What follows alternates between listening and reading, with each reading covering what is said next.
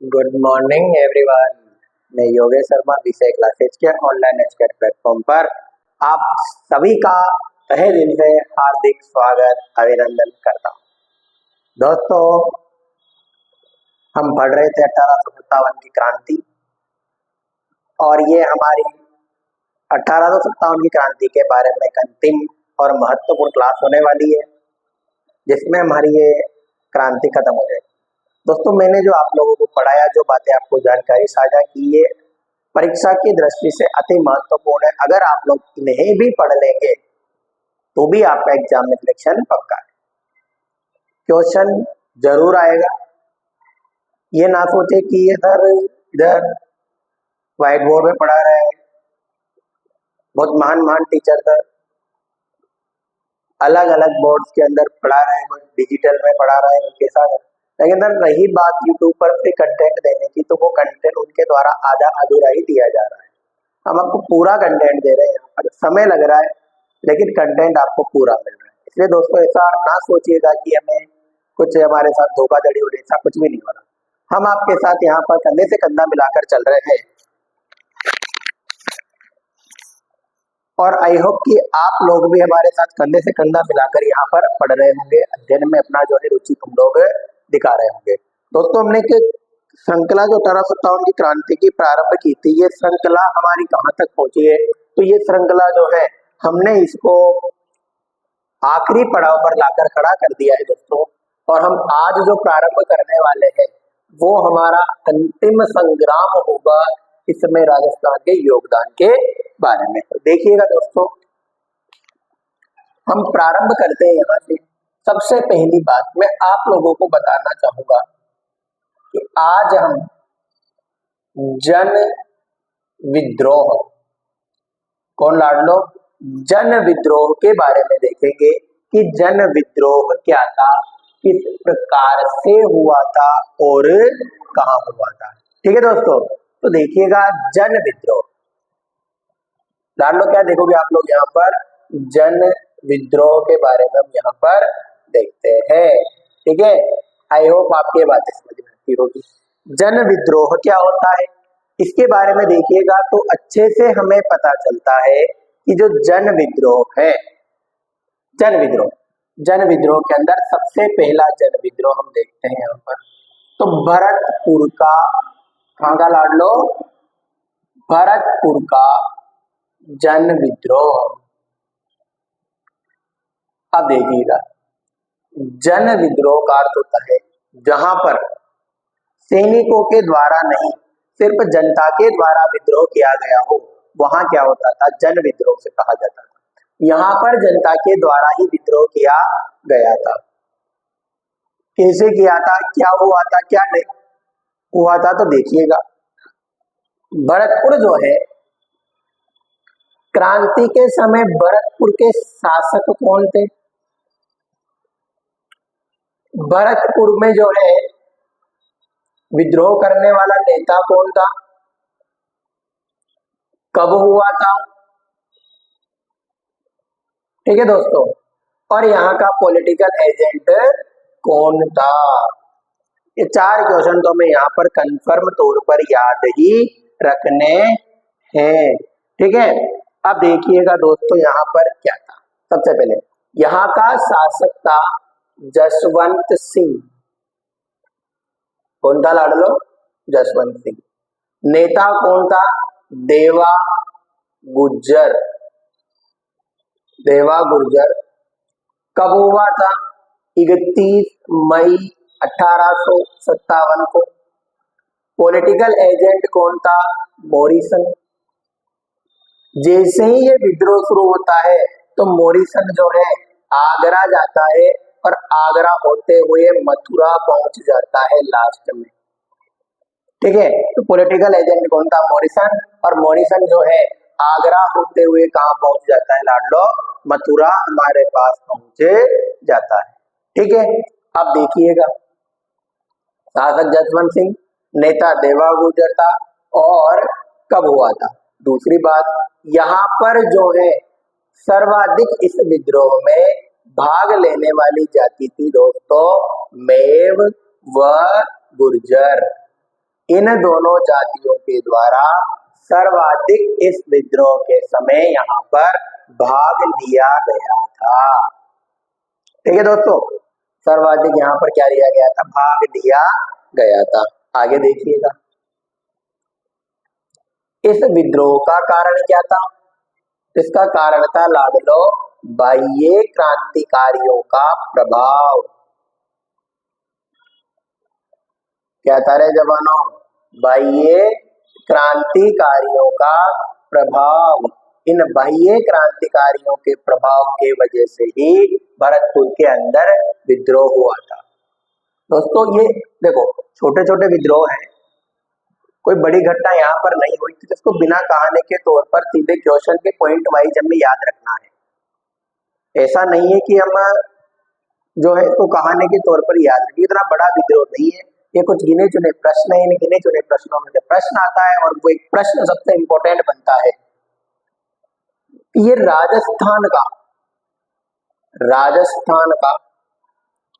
कौन सा विद्रोह था, कौन सा विद्रोह था, और राजस्थान का कौन सा जन विद्रोह था? राजस्थान में विद्रोह कितने प्रकार के थे दोस्तों? दो प्रकार के, एक तो सैनिक विद्रोह और एक जनता द्वारा किया गया विद्रोह, जन विद्रोह। तो देखिएगा, आपने पढ़ा 28 मई 1857 को नसीराबाद की छावनी में क्रांति हो गई थी। उसके बाद 28 के बाद 31 मई को यहाँ पर होती है। तो ये राजस्थान का कौन सा विद्रोह था? तो राजस्थान का दूसरा विद्रोह था। और जन विद्रोह कौन सा था? तो राजस्थान का प्रथम जन विद्रोह, और जबकि दूसरा क्या था, ये विद्रोह था। बस इतनी सी बात आप लोगों को भरतपुर के अंदर विद्रोह में याद रखनी है। क्यों मेरे लाडलो, रख लोगे ना? देखो कहते हैं ना कि लहरों से डरकर नौका पार नहीं होती, और कोशिश करने वालों की कभी हार नहीं होती। तो कोशिश करते जाइए, एक ना एक दिन आपकी सफलता जो है आपके यहाँ पर कदम जरूर चूमेगी। ठीक है दोस्तों, आगे देखिए, दूसरा विद्रोह हम यहाँ पर पढ़ते। अब देखो, छोटे छोटे विद्रोह जो है ना, इनको मैं आज ही आप लोगों के खत्म करवा देता हूँ। बाकी और विद्रोह जो है उनको हम आराम से धीरे धीरे पढ़ेंगे, क्योंकि जन विद्रोह है, ज्यादा बड़े नहीं है, छोटे छोटे जनताओं के द्वारा आग भड़काई गई जनता के द्वारा, और छोटे छोटे विद्रोह यहाँ पर होते हैं। ठीक है, दूसरा, भरतपुर के बाद हम पढ़ते हैं दोस्तों धौलपुर। पास में ही है भरतपुर के, तो धौलपुर का जन विद्रोह। कहाँ का लाडलो? धौलपुर का जन विद्रोह। अब आप लोग कहोगे सर धौलपुर का जन विद्रोह पढ़ा रहे हो आप, लेकिन धौलपुर के जन विद्रोह का क्या कारण निकला, कैसे हुआ, तो बताइएगा हमें।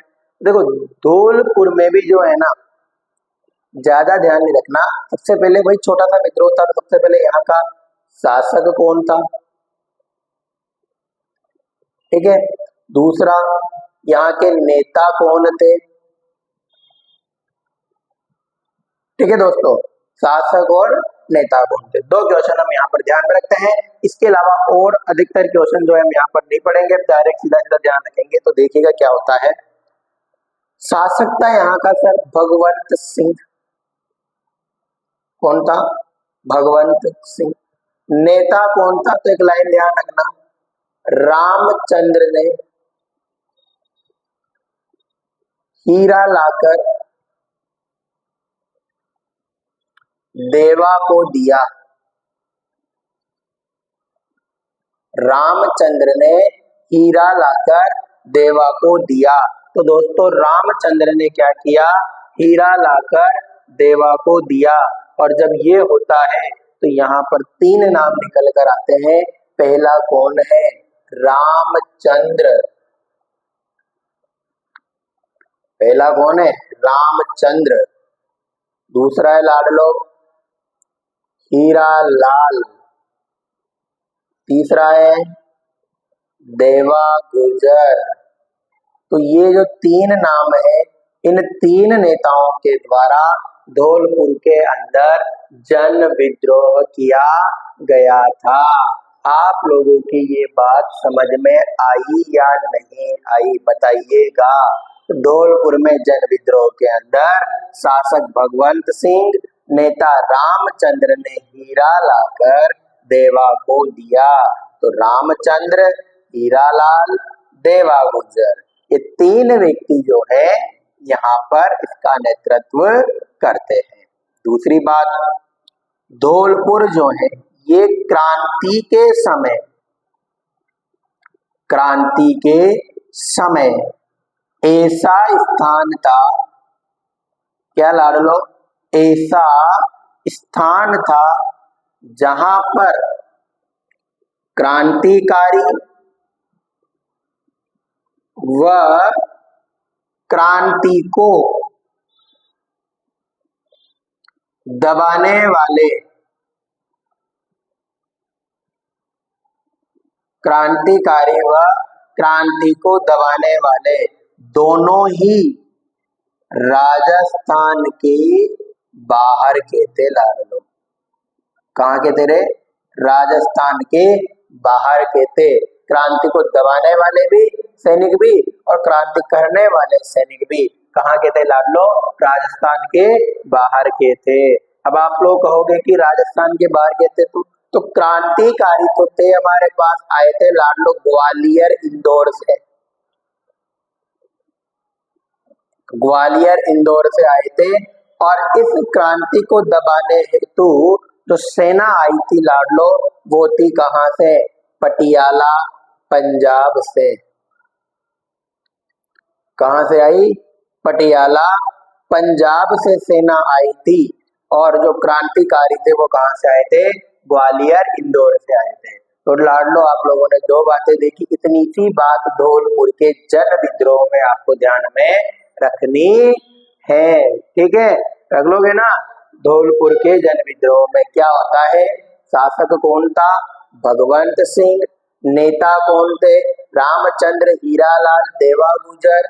क्रांति के समय धौलपुर जो है एकमात्र ऐसा स्थान रहा था जहां पर क्रांति करने वाले व क्रांति को दबाने वाले दोनों सैनिक व सेनाएं राजस्थान के बाहर से आए थे। ठीक है दोस्तों, आगे चलिएगा। धौलपुर के बाद हमारे पास आता है यहाँ पर, तो उसका नाम है जयपुर। कौन है?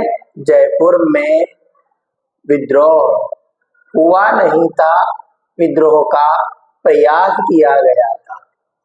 क्या किया गया था लाडलो? जयपुर में विद्रोह का प्रयास किया गया था। अब देखिएगा कैसे हुआ था। सबसे पहले छोटा सा है तो वही यहाँ का क्या ध्यान रखोगे आप लोग? शासक कौन था? यहाँ जो है नेता कौन थे? पॉलिटिकल एजेंट कौन था यहाँ का? और बस ये तीन बातें आपको इसके अंदर यहाँ पर ध्यान में रखनी है, ठीक है? अब देखिएगा यहाँ का शासक। दोस्तों सुनिएगा, सबसे पहले यहाँ का शासक था यहाँ का सवाई राम सिंह द्वितीय। सवाई राम सिंह द्वितीय। नेता कौन थे? तो नेता ध्यान रखना सा दोस्तों, सादुल्ला खां, उस्मान खां और मोती खां। ये तीन व्यक्ति जो है यहाँ के नेतृत्व को अंजाम देते हैं। मोती खां, तो दोस्तों रुकिएगा 2 सेकंड। सादुल्ला खां, उस्मान खां, फिर मोती खां नहीं था, वो था विलायत खां। कौन था लाडलो? विलायत खां। तो ये दो बातें थी। जयपुर में विद्रोह सवाई राम सिंह द्वितीय ने किया। नेता कौन था? सादुल्ला खां, उस्मान खां और विलायत खां। अब देखिएगा पॉलिटिकल एजेंट कौन है लाडलो? Political agent. तो पॉलिटिकल एजेंट यहाँ का कौन था? Major Eden. कौन था दोस्तों? मेजर ईडन जो है यहाँ का पॉलिटिकल एजेंट था। इन लोगों ने विद्रोह करने का प्रयास किया, जयपुर के अंदर विद्रोह भड़काने का प्रयास करते हैं, लेकिन सवाई राम सिंह द्वितीय जो है इस विद्रोह को क्या कर देते हैं लाडलो? असफल कर दिया जाता है। सवाई राम सिंह द्वितीय इस विद्रोह को क्या कर देते हैं? असफल कर देते हैं। जैसे ही ये असफल करते हैं तो अंग्रेजों के द्वारा इन्हें एक तो प्रदान की जाती है उपाधि, और उपाधि किसकी दी जाती है? सितार ए हिंद। किसकी दी जाती है दोस्तों? सितार ए हिंद की उपाधि जो है इन्हें दी जाती है। और एक इनको दिया जाता है अंग्रेजों के द्वारा पोर्ट कासिम का परगना जो है वो भी इन्हें यहाँ पर दिया जाता है कि आज से इस पर आपका अधिकार होता है। तो दोस्तों ये जो बातें थी ये कहाँ थी? जयपुर में विद्रोह के अंदर। क्या हुआ था जयपुर में? शासकता विद्रोह की छोटी सी चिंगारी भड़की। इस चिंगारी को जो है राम सिंह द्वितीय ने क्या कर दिया था? असफल कर दिया था। इसमें इनको सर सितारे हिंद की उपाधि दे दी गई और कोट कासिम का परगना यहाँ पर दे दिया गया। इसके अलावा हम एक और देखते हैं दोस्तों स्थान छोटा सा विद्रोह वाला, और वो कौन सा? बीकानेर में विद्रोह का प्रयास। कहां पर दोस्तों? बीकानेर में विद्रोह का प्रयास। अब देखिए क्या होता है। सबसे पहले यहाँ का शासक कौन था? यहाँ पर जो था वो नेता कौन था जिसने विद्रोह के लिए प्रयास किया था? बस। और एक बात और इम्पोर्टेंट है, ध्यान रखिए। तो दुनिया का यहाँ का शासक था सरदार सिंह। बीकानेर का शासक कौन था दोस्तों? सरदार सिंह। नेता कौन था जिसने विद्रोह करने का प्रयास किया था? वो था मोती लाल। कौन था लाडलो यहाँ पर? मोती लाल था, जिन्होंने क्या किया था? यहाँ पर विद्रोह करने का प्रयास किया था। ठीक है। अब देखिएगा क्या होता है। जैसे ये व्यक्ति प्रयास करता है उसको दबा दिया जाता है और बीकानेर में विद्रोह की आग को सुलगने ही नहीं दिया जाता है। बात यहाँ तक थी। फिर क्वेश्चन क्या बनेगा सर? दो बातों में नहीं बनेगा। क्वेश्चन यहाँ से बनता है दोस्तों, ये एकमात्र राजस्थान के ऐसे राजा थे जिन्होंने अंग्रेजों की सहायता के लिए, किसके लिए दोस्तों? अंग्रेजों की सहायता के लिए जो अपनी सेना थी ना, ये सेना राजस्थान के बाहर भेजी थी। कहां भेजी थी लाडलो? राजस्थान के बाहर। सरदार सिंह एकमात्र राजपूताना के ऐसे राजा थे उस समय जिन्होंने अंग्रेजों की सहायता के लिए अपनी सेना राजस्थान के बाहर भेजी थी। और कहां भेजी थी? तो ध्यान रखना, एक तो दो स्थान आते, एक तो आता है बाडलू जो कि कौन से राज्य में पड़ता है? पंजाब। और एक आता है दोस्तों हिसार। एक आता है कौन? हिसार। और ये हिसार कहां पर है? हरियाणा में। इन दो स्थानों पर इनके द्वारा यहाँ पर सेनाएं भेजी गई थी। तो राजस्थान के राजाओं की सहायता के लिए, अंग्रेजों की सहायता के लिए सॉरी, इन्होंने सेना जो है राजस्थान के बाहर भेजी थी और वार्डलू पंजाब और हरियाणा भेजी। इसके लिए अंग्रेजों ने इन्हें जो है टिब्बी तहसील हनुमानगढ़, टिब्बी तहसील है कौन से जिले में? राजस्थान में, हनुमानगढ़ में। और इस हनुमानगढ़ की टिब्बी तहसील के 41 जो गांव है वो इन्हें क्या कर दिए गए थे लाडलो? भेंट किए गए थे। किसके द्वारा? अंग्रेजों के द्वारा। तो दो ही बातें बीकानेर में विद्रोह के अंदर आप लोगों को यहाँ पर याद रखनी है। रख लोगे ना? ठीक है सर, रख लेंगे। दो बातें हो गई। तीसरी बात और बताइए। तीसरी बात आती है और वो आता है बीकानेर के बाद टोंक। कहां पर है लाडलो? टोंक में विद्रोह। सर ये कैसे बता रहे हो आप? दो दो लाइनों के विद्रोह। हाँ तो सही है, लेकिन क्वेश्चन उठ जाता है दोस्तों, क्वेश्चन बन जाता है। तो यही से बनता है कि राजस्थान का वह राजा जिसने अंग्रेजों की सहायता के लिए अपनी सेना राजस्थान से बाहर भी भेजी, तो कौन था हमारे पास यहाँ पर? सरदार सिंह। कहाँ के थे? बीकानेर के। अब टोंक, टोंक एक मुस्लिम रियासत थी उस समय। तो इसका नवाब कौन था? विद्रोह कौन करता है? एक बात और ध्यान देखिएगा, टोंक का जो नवाब था उस नवाब के अंदर नवाब ने कोई विद्रोह नहीं किया था।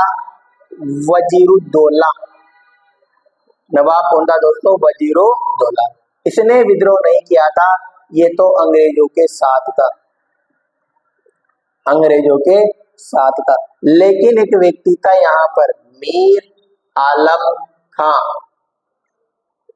कौन था? मीर आलम खां। और इस मीर आलम खान ने जो है दोस्तों यहाँ पर विद्रोह का प्रयास किया था। इसका प्रयास किया था लाडलो, विद्रोह का प्रयास किया था, विद्रोह किया था। लेकिन क्वेश्चन तो यहाँ भी नहीं है, क्वेश्चन आएगा अगली बात से। क्या आता है कि टोंक विद्रोह के समय एकमात्र ऐसा स्थान रहा जहां पर महिलाओं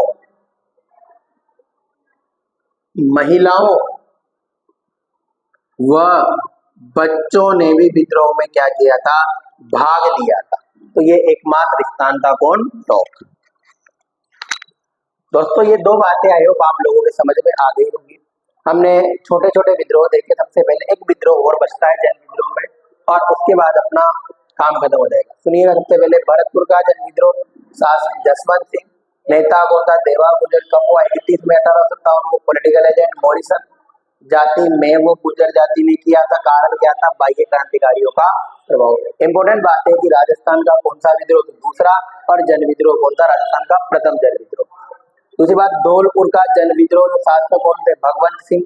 नेता कौन थे, रामचंद्र, हीरालाल और देवा गुजर। क्रांति के समय ऐसा स्थान था जहां पर क्रांतिकारी और क्रांति को दबाने वाली जो सेना है वो दोनों राजस्थान के बाहर की थी। इंपोर्टेंट क्वेश्चन ये है। दूसरी बात, जयपुर में, तो जयपुर में ज्यादा ध्यान नहीं रखना, बस मेन बात ही ध्यान रखना कि अंग्रेजों की सहायता करने वाला ऐसा कौन सा राजपूताना का शासक था जिसको सितार ए हिंद की उपाधि दी गई थी, तो कौन था, जयपुर के सवाई राम सिंह द्वितीय। और कोट कासिम का परगना भी यहाँ पर दिया गया।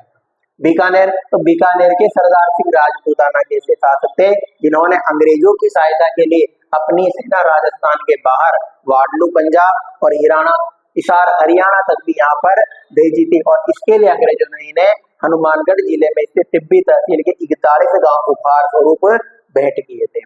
और टोंक में जो विद्रोह किया था मीर आलम खान ने किया था। टोंक में इंपोर्टेंट बात यह है कि टोंक विद्रोह के समय एकमात्र ऐसा स्थान था जहां पर महिलाओं व बच्चों ने भी विद्रोह में क्या लिया था, यहाँ पर भाग लिया था। ठीक है, अब देखिएगा दोस्तों अगला और सबसे महत्वपूर्ण, जन विद्रोह के अंदर वही सबसे महत्वपूर्ण है, तो सुनिएगा, आप इसका स्क्रीनशॉट ले लीजिएगा बनी से, देखिएगा, सुनो।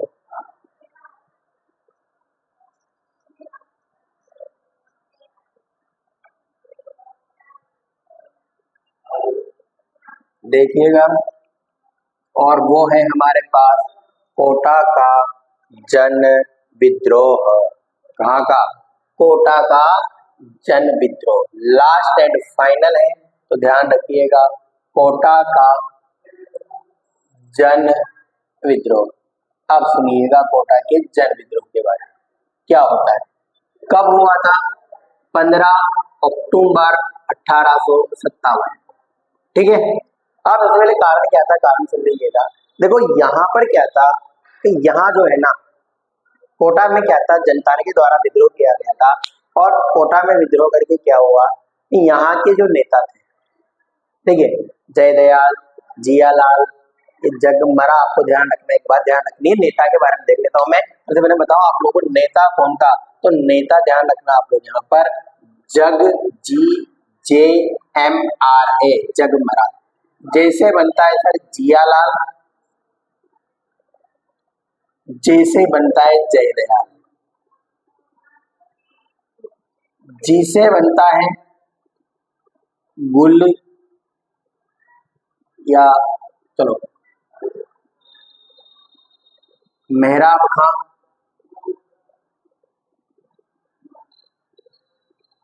R और A और G, आप लोग बताइएगा इनसे क्या बनते हैं दोस्तों, बताइएगा।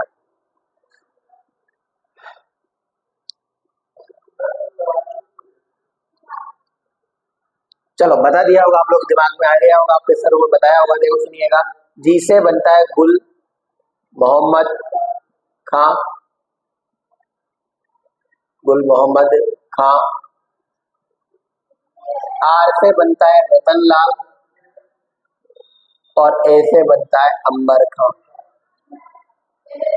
तो ये चार व्यक्तियों ने यहाँ पर क्या किया था, तो 4-5 में विद्रोह करने का प्रयास किया। शासक कौन था, तो शासक आप जानते हो यहाँ पर कौन था, महाराव राम सिंह द्वितीय।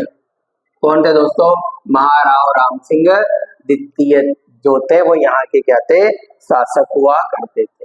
ठीक है, आगे देखिएगा हुआ क्या था, विद्रोह कैसे हुआ, तो मैं कारण आप कैसे बता देता हूँ। हुआ क्या दोस्तों, तो कि 12 अक्टूबर को जो है इनके ऊपर कार्रवाई होने वाली थी, जियालाल, जयदयाल और मेहराब खां के ऊपर। अब इनमें एक व्यक्ति था, कौन, मेहराब खां। कहाँ गया ये मेहराब खां क्या करता है,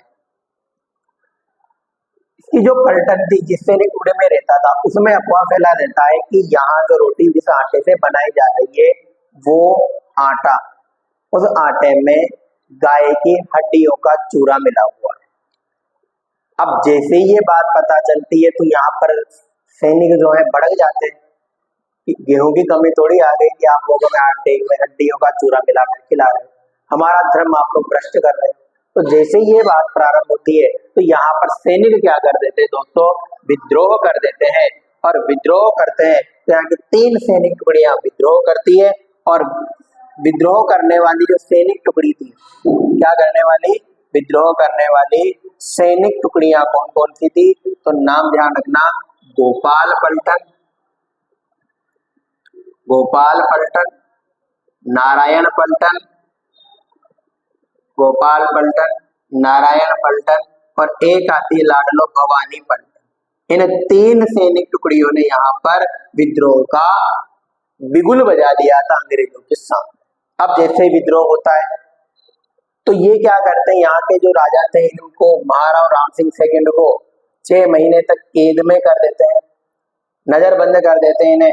और यहाँ का शासन जो है कौन संभाल लेते हैं, ये स्थानीय क्रांतिकारियों के द्वारा यहाँ पर संभाल लिया जाता है। और स्थानीय क्रांतिकारी कौन थे, ये जो 5 व्यक्ति आपको दिख रहे हैं, इनके द्वारा यहाँ पर विद्रोह को प्रारंभ करके जो है यहाँ पर शासन स्थापित इनके द्वारा कर लिया जाता है। ठीक है, अब जैसे विद्रोह होता है तो कोई ना कोई तो मरेगा, तो यहाँ पर मरने वाले यानी मारे गए अंग्रेज अधिकारी कौन थे, तो मारे गए जो अंग्रेज अधिकारी थे वो थे दोस्तों हमारे पास कौन थे यहाँ पर, जिनको मौत के घाट उतारा, एक था मेजर बर्टन।